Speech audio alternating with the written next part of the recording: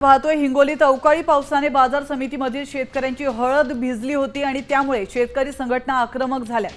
क्रांतिकारी शेतकरी संघटनेच्या कार्यकर्त्यांनी थेट हिंगोलीच्या बाजार समिती प्रशासनाच्या विरोधात आंदोलन करत गेटला काळं फासलं आणि हळदीचे लिलाव देखील बंद पाडले। शेतकऱ्यांना हळदी फसवणारा या कृषी उत्पन्न बाजार समितीचा करायचा का? पिवळ्या सोन्याला शेतकऱ्यांची पिवळी हळद काळी करणारा या कृषी उत्पन्न बाजार समितीचा करायचं का?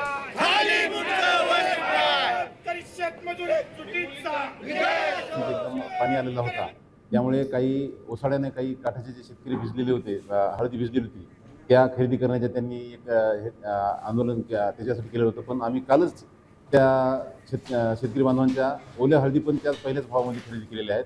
दुसरं त्यांचं असं म्हणणं होतं की NCDX प्रमाणे भाव द्यावा, आम्ही तशी मागणी आमच्या वरिष्ठांना तशी कळवू।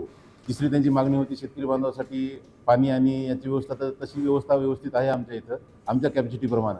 हिंगोली कृषी उत्पन्न बाजार समितीची खरेदीची कॅपॅसिटी 3000 क्विंटलची आहे रोज, आणि शनिवार रविवार हे 2 दिवस माल डिस्पॅचसाठी बंद असतात।